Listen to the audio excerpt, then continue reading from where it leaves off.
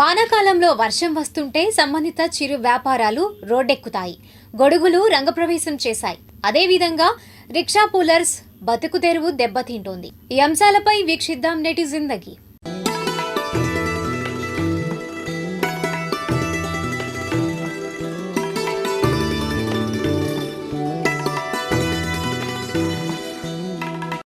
సాయంత్రానికి 4 డబ్బులు సంపాదించాలంటే, ఫాస్ట్గా అమ్ముడు పోవాలంటే ఏం చేయాలి? వానొస్తే పకోడీలు, వేరుశనక్కాయలు రోడ్డు మీద కనపడితే హాట్ కేక్స్లా అమ్ముడుపోతాయి కదా. అలాగే వాన రాగానే అమ్ముడుపోయే వాటిలో గొడుగులు కూడా ఉన్నాయి. గొడుగులు తినకపోయినా అవసరం కోసం వానొస్తే మాత్రం ఖచ్చితంగా అమ్ముడుపోతాయని చెప్పవచ్చు. అందుకేనేమో ఇతను హడావుడిగా మంగళగిరి ఓవర్ బ్రిడ్జ్ మీద గొడుగుల విక్రయాలు ప్రారంభించాడు.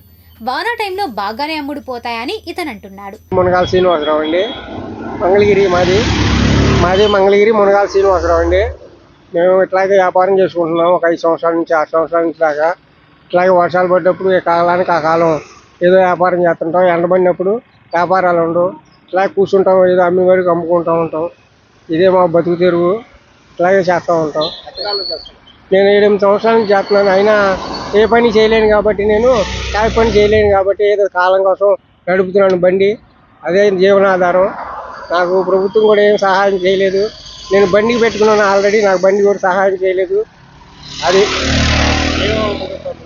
నేను రెయిన్ టోపీలు అమ్ముతాను, రెయిన్ క్యాపులు అమ్ముతాను, మామూలు టోపీలు అమ్ముతాను, కళ్ళజోళ్ళు అమ్ముతాను. ఏ కాలానికి ఆ కాలం అమ్ముతానే ఉంటారు. ఏదో వచ్చిన వరకు వస్తామంటే ఒక్కో రోజు ఉండదు, ఒక్కో రోజు ఉంటుంది. అయినా సరే తప్పదు కాబట్టి నాకు వచ్చేసి 15 రూపాయలు 10 రూపాయలు మిగిలిద్ది. అది కూడా ఒకటి కళ్ళజోడి ఇరిగిపోవటం ఉంటుంది, రెయిన్ కోట్లలో చినిగిపోవటం ఉంటుంది, డ్యామేజీలు ఉంటాయి. అన్ని రకాల ఇబ్బందులు మేమే తట్టుకోవాలి. కొనేవాళ్ళు ఏమన్నా రూపాయికి తెస్తే 30 లాగా అడుగుతున్నారు. దాన్ని బట్టి ఎట్టగొట్ట నడుపుతున్నాం బండి.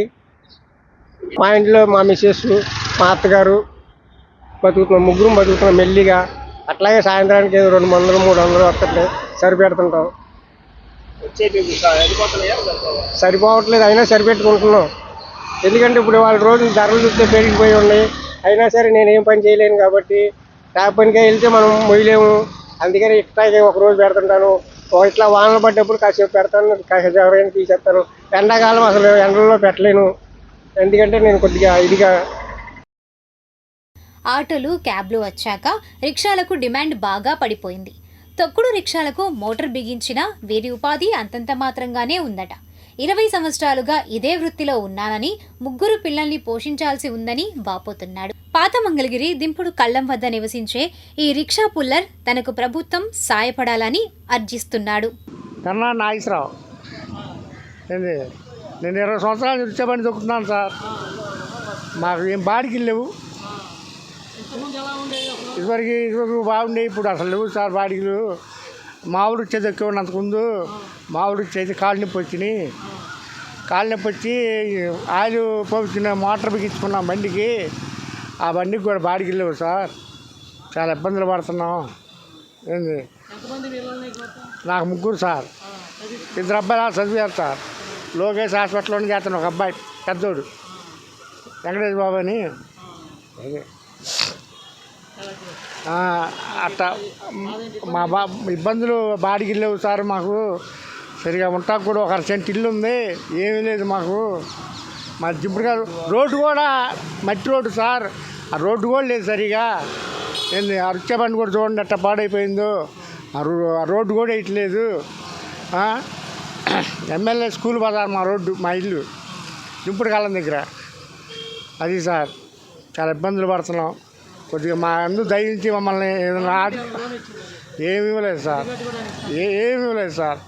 అది అందుకని మాకు ఇల్లు లోన్ కానీ ఏమన్నా ఇస్తే మేము సంతోషపడతాం సార్. మేము అసలు జరగట్లేదు అని చెప్పుకున్నాను సార్. బాధలు మావి.